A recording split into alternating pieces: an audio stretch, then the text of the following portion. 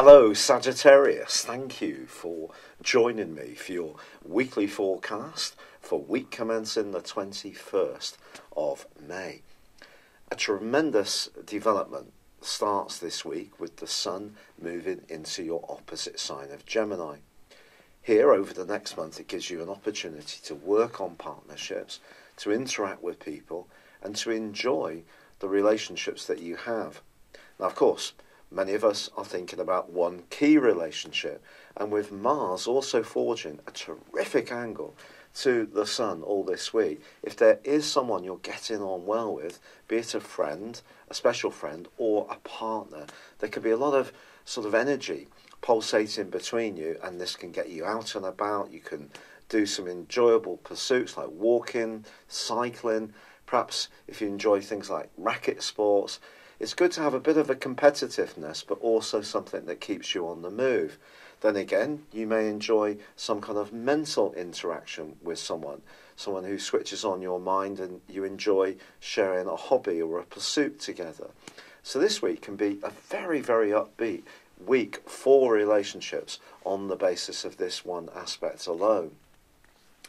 Now, you also, of course, have had the relocation of Uranus into the sign of Taurus, and that does continue to square up to Mars through to the end of this week.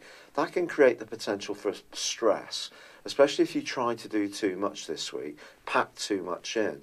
Ironically, Mercury, also in the sign of Taurus, is forging a fine link with Pluto. So if you really want to micromanage your finances, try to find ways to squeeze more out of your budget, or perhaps reduce your costs a bit more, or look to reorganize or declutter, you can do so with aplomb, but it will require a degree of concentration and also prioritization, because the right angle between Uranus and Mars could see you rush something when it's better to slow it all down and just take a more considered view.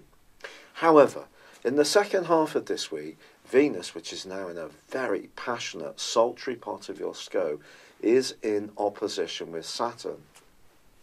Around joint finances, there could be a bit of a pinch point.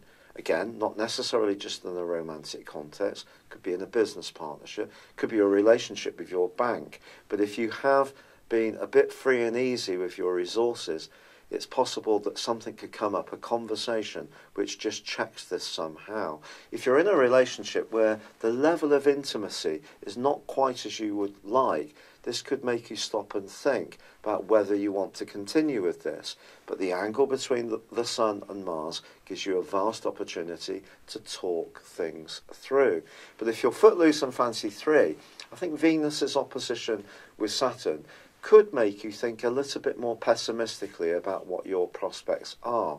But I think the best approach this week is to embrace the more upbeat, energized vibe that there is, interact with people more, see where it leads you, but for sure be a little bit circumspect about the type of person that you would like to get to know more. If there is someone who steps forwards that you're attracted to, don't get too close too quickly on the back of Venus's opposition to Saturn. In a very extreme context, a relationship can finish on that particular opposition, but only if it's really run its course. No relationship, however imperfect, that still has potential to grow and to prosper is going to leave. It's simply those that really could be at the absolute end of the cycle. It's been a real pleasure being with you. Thank you for joining me. Good luck and goodbye for now. Thank you for joining me. If you'd like to know more, please visit my website at www.patrickarundell.com or download my free app in iOS, Google or Facebook at www.horoscope-ace.com. Thanks and goodbye.